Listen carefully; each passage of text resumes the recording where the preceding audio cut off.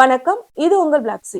Daily video போடக்கூடிய YouTubers வந்து காலையில ஆஃபீஸ்க்கு வந்தோனே என்ன யோசிப்பாங்க அப்படின்னா, இன்னைக்கு என்னென்ன கன்டென்ட்லாம் இருக்கு? ஓ 2 கன்டென்ட் இருக்கா? 3 கன்டென்ட் இருக்கா? சரி இன்னைக்கு இதெல்லாம் பேசலாம் அப்படின்னு சொல்லி பேசுவாங்க. கன்டென்ட்டே இல்லாம வறட்சியா இருக்கிற நாட்கள்ல மட்டும் தான், நம்ம எதுக்காக சேனல் ஆரம்பிச்சோம்? என்ன கொள்கைய பேசணும்னு நெனச்சோம்? சரி அத பேசுவோம் இன்னைக்கு அப்படின்னு சொல்லிட்டு எப்பமாவது ஒரு தடவ ஒரு வீடியோ போட்டுட்டு போவாங்க. அந்த வாக்குல தான் ஒரு யூடியூபராகவே இயங்கிக் கொண்டிருக்கிற விஜய் அவர்கள் வந்து எந்த மாவட்டத்திற்கோ, இல்ல எந்த ஊருக்கோ போனா, இந்த ஊர்ல நீண்ட நாட்களாக இருக்கிற கோரிக்கை எல்லாம் கொண்டு வாங்க. அத வந்து அரசே இது செஞ்சியா? அரசே அத செஞ்சியா? நம்ம கேட்கலாம் அப்படின்னு சொல்லிட்டு தான் ஒரு ஸ்டாண்ட் வச்சிருக்கிறாரு. அந்த மாவட்டத்துல உள்ள பொறுப்பாளர்கள் வந்து கொஞ்சம் அறிவாளியா இருக்காங்க அப்படின்னா, நீண்ட நாட்களாக இருக்கிற கோரிக்கைகள் என்னென்ன அதெல்லாம் வந்து விரிவா சொல்லி இத பேசுங்க, பேச வேணாம்னு சொல்லி எழுதி குடுத்துடுறாங்க. அது வந்து சிறப்பா வந்து பேசிட்டு போயிடுறாரு. ஒருவேளை ஏதோ ஒரு மாவட்டத்துல வந்து தவிட்டு தற்கொலை அணில்களா இருக்கிறாங்க அந்த பொறுப்பாளர்கள் அப்படின்னா, இருக்கவே இருக்கு. முன்னாடியாவது கூகுள்ல சர்ச் பண்ணா கொஞ்சம் கஷ்டம். கண்டுபிடிக்கிறது எல்லாமே அவ்வளோ ஈஸி கிடையாது. ஆனா சாட் ஜிபிடி இப்போ இருக்கு. அதுல போட்ட உடனே பாயிண்ட் 1, பாயிண்ட் 2, பாயிண்ட் 3ன்னு சொல்லிட்டு அதை எடுத்து கொடுத்துருது.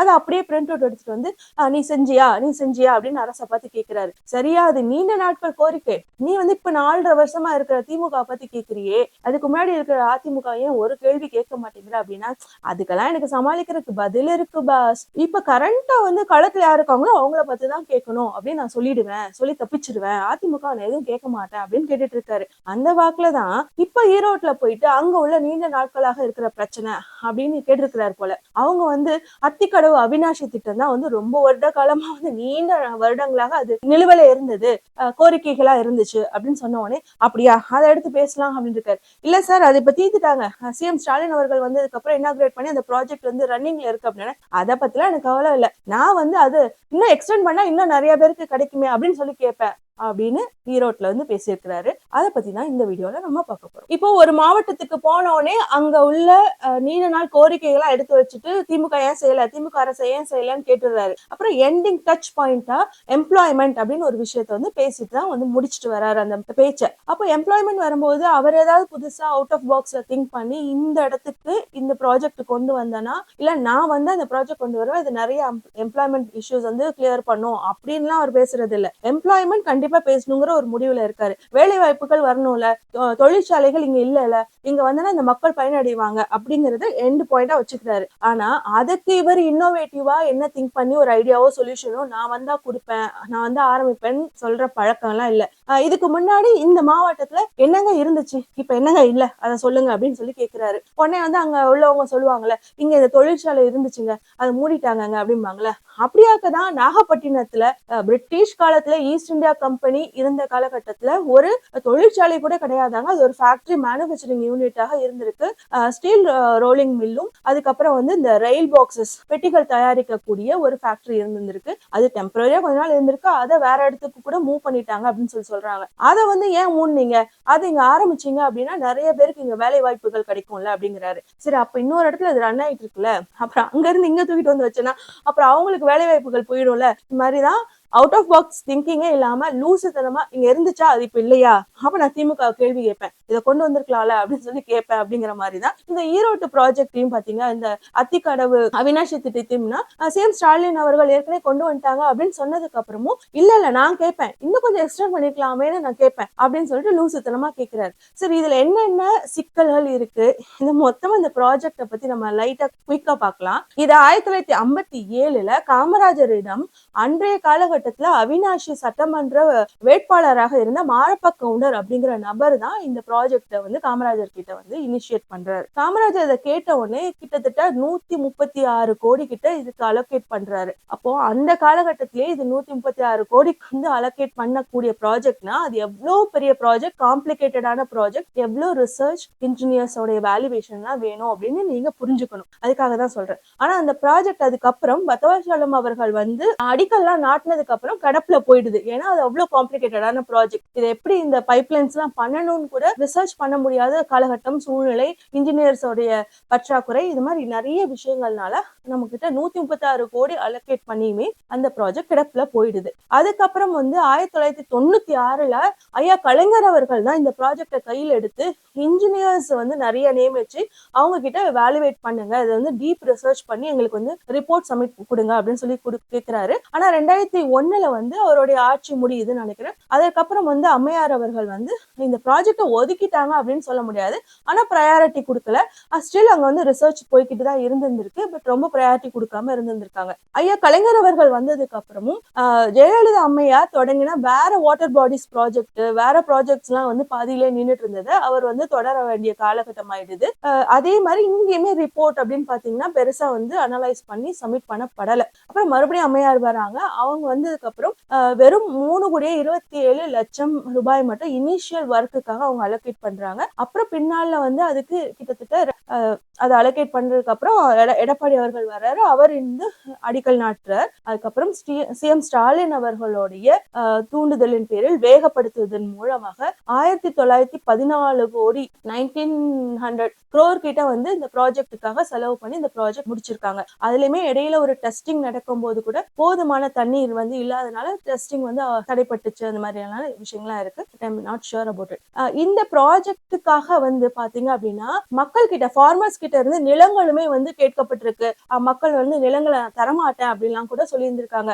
கவர்மெண்ட் கேட்கிறாங்க, உடனே நம்ம கொடுத்துடலாம், நம்மளுடைய தமிழ்நாட்டு மக்களுக்கு தானே யாருமே கொடுக்க மாட்டாங்க. எல்லாருக்குமே எப்படி இருக்குன்னா, ஒண்ணு அது அவங்களுடைய வாழ்வாதார நிலங்களா இருக்கும். நான் எங்க போய் விவசாயம் பண்ணுவேன், நான் என்ன பண்ணுவேன் அப்படின்னு யோசிப்பாங்க.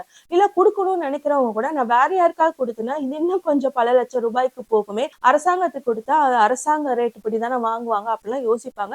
உடனே யாரும் தூக்கி கொடுக்க மாட்டாங்க. இந்த மாதிரி பல சிக்கல்கள், அதாவது இது அண்டர் கிரவுண்ட் வாட்டர் ரிசர்ச் பண்ண வேண்டியிருக்கு, பைப்லைன்ஸ் எல்லாம் போக வேண்டியிருக்கு. அதுக்கு வந்து ப்ராப்பரா பண்ணணும். எங்கேயுமே உடஞ்சிட்டா கூட நாளைக்கு எந்த சிக்கலும் வராம இருக்கணும். அதுக்கான ரிசர்ச்சும் போயிட்டு இருந்திருக்கு. நிலத்தை வந்து வாங்கி அதுல எங்கெங்கெல்லாம் வந்து அந்த பிரான்ச்சஸ் சொல்லுவாங்க, அது வந்து என்னன்னா டேங்க், அதெல்லாம் எங்கெங்க போடணும் அப்படிங்கிற விஷயத்தை முன்னிறுத்தி எந்தெந்த நிலங்கள்லாம் யார்கிட்ட வாங்கணுமோ அவங்க கிட்ட எல்லாம் வந்து போராடி வாங்குறதுக்கான டிலேஸும் நடந்துட்டு இருந்திருக்கு. ஸோ எந்த அரசாங்கமே இங்க குறை சொல்ல முடியாது, இதை வந்து தூக்கி வச்சுட்டாங்க அப்படின்னு.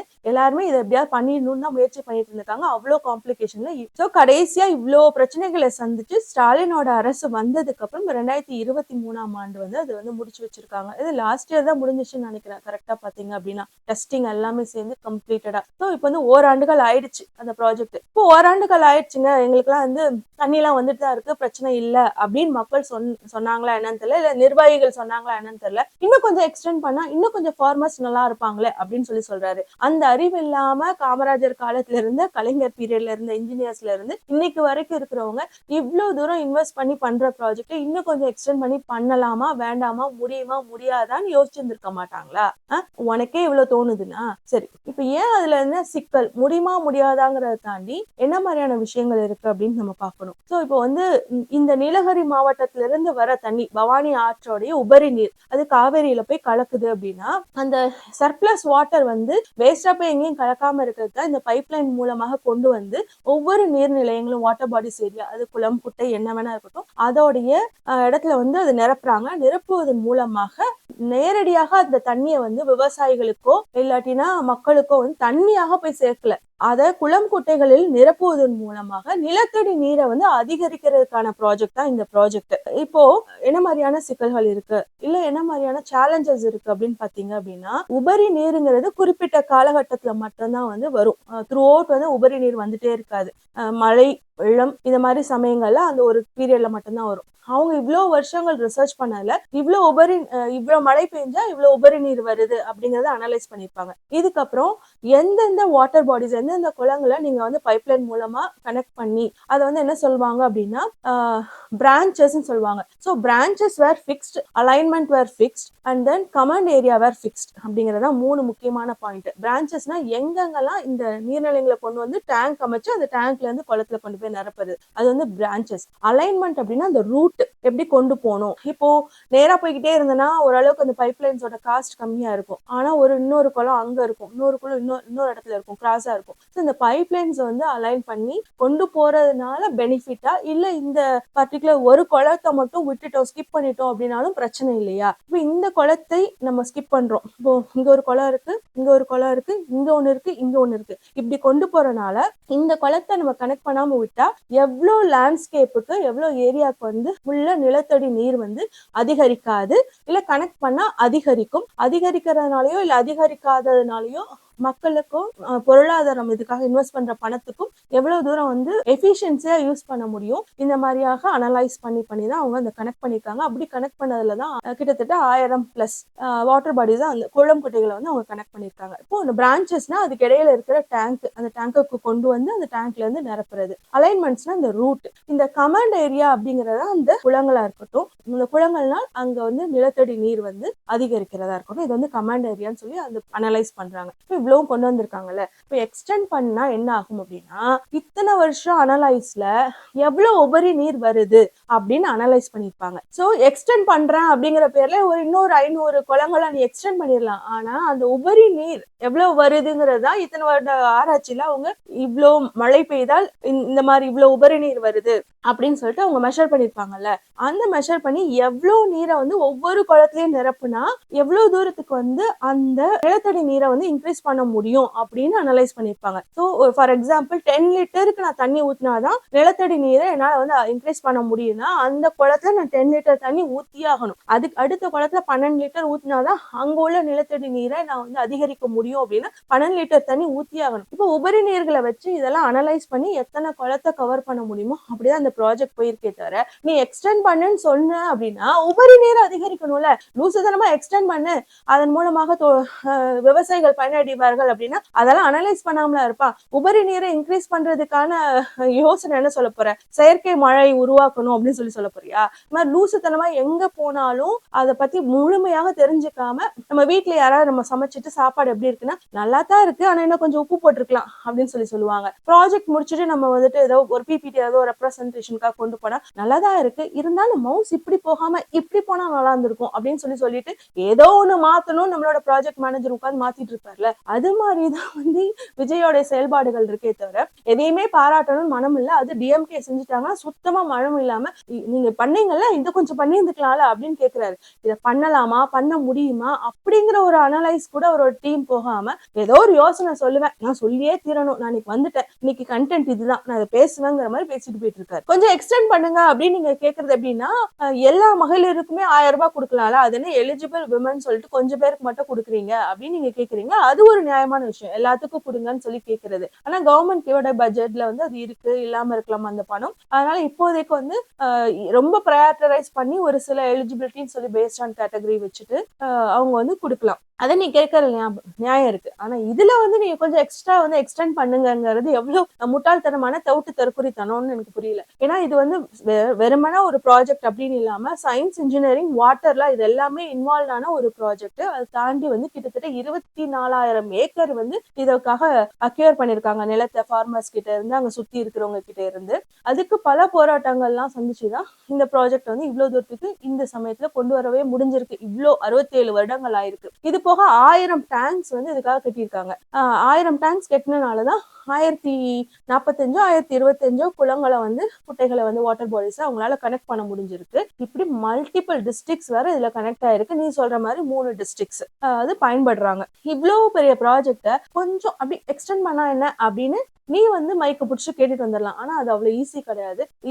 உனக்காக இந்த எக்ஸ்பிளனேஷன் கிடையாது, மக்களுக்காக தான் இந்த எக்ஸ்பிளனேஷன். இந்த ப்ராஜெக்ட சிஎம் ஸ்டாலின் வந்து முடிச்சிட்டாரு. 67 வருஷங்களாக கிடப்பிலையோ கஷ்டப்பட்டோ ஸ்லோவா நகர்ந்துட்டு இருந்த ஒரு ப்ராஜெக்ட் இன்னைக்கு வந்து அலைவா இருக்கு அப்படின்னா அதுக்கு சிஎம் ஸ்டாலின் அவர்கள் தான் காரணம். அவரை வாழ்த்ததுக்கு மனம் இல்லாம நீ வந்து எனக்கு குறை சொல்லிட்டு போற. சரி, இப்போ இந்த ப்ராஜெக்ட்ல நம்ம இன்னும் கவனிக்க வேண்டிய விஷயங்கள் என்ன அப்படின்னா, நான் அது வந்து உங்களுக்கு லிஸ்ட் அவுட் பண்ணியே சொல்றேன், மிஸ் பண்ணிடக்கூடாது. இந்த ப்ராஜெக்ட்ல மிக முக்கியமாக கவனிக்க வேண்டிய விஷயங்கள் அப்படின்னு பாத்தீங்கன்னா, கமாண்ட் ஏரியான்னு சொல்லுவாங்க. எவ்வளவு பரப்பளவு வந்து அந்த நிலத்தடி நீர் வந்து இந்த ஒரு குளத்தையோ இந்த குட்டையோ நிரப்புவதன் மூலமாக அதிகரிக்கும் அப்படிங்கிறது கமாண்ட் ஏரியா ஃபர்ஸ்ட் கேப். அதுக்கப்புறம் பாத்தீங்க அப்படின்னா உபரி நீர் வந்து கிடைக்கும் நாட்கள், எவ்வளவு நாட்களுக்கு உபரி நீர் கிடைக்கும், அதன் மூலமா எவ்வளவு ஃபில் பண்ணலாம், ஃபில் பண்ணும் போது அந்த ஏரியும் குளம் குட்டையோடைய கொள்ளளவு, அதுக்கப்புறம் மண் வந்து அந்த நீரை உறிஞ்சும் தன்மை, அதுக்கப்புறம் அந்த நிலத்தடி நீரோடைய நிலைமை, இதெல்லாமே அனலைஸ் பண்ணி தான்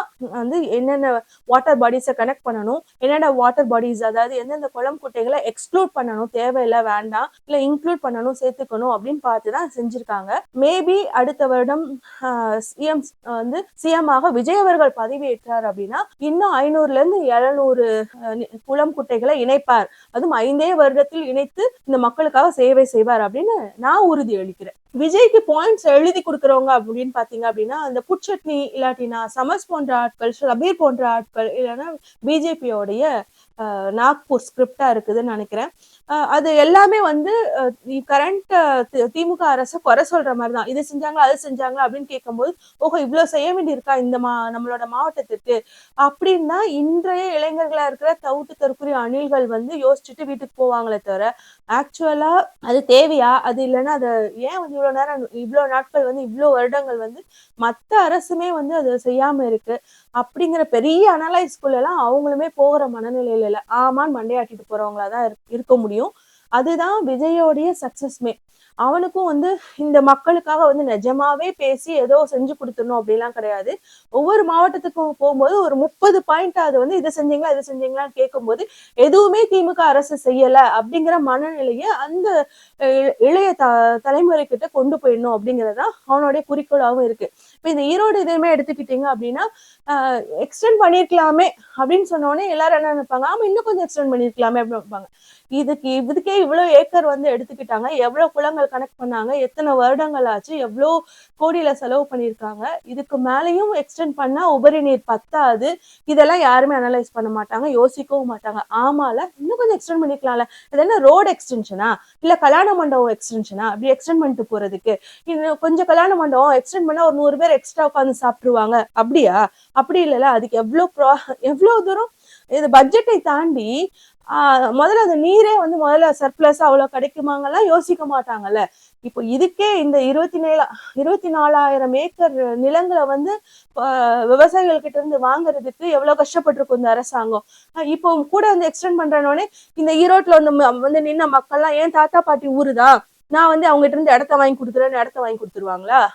ஆமால இன்னும் எக்ஸ்டெண்ட் பண்ணலாம்னு யோசிச்சுட்டு போயிட்டு அப்படியே ஓட்டு குத்துருவனா தான் இருப்பான். அதுதான் வந்து பிஜேபிக்கு வேணும், அதுதான் வந்து விஜய் அவர்களுக்கும் வேணும். ஆழ்ந்து சிந்திச்சு ஒரு பிரச்சனை நிஜமான பிரச்சனையா, அது பிரச்சனை தானா, அதுக்கு இதுதான் சொல்யூஷனா அப்படின்னு அவர் எந்த மேடைகளுமே பேசல. இப்ப இங்க நின்னு வேடிக்கை பாக்குற அத்தனை பேரும் கொஞ்சமாவது வந்து விஜய் சரியாதான் பேசுறாரா அப்படின்னு சுய பரிசோதனை செய்யணும் அப்படின்னு நீங்க நினைச்சீங்கன்னா, வீட்டுக்கு வந்து அதே வீடியோஸை யூடியூப்ல போட்டு பார்த்து அவர் சொல்ற 25 பாயிண்ட் 30 பாயிண்ட்டையும் ஒவ்வொரு பாயிண்டா நீங்க அனலைஸ் பண்ணி பாருங்க. எல்லாமே தவிட்டு தற்குறி பாயிண்ட்ஸா தான் இருக்கும்.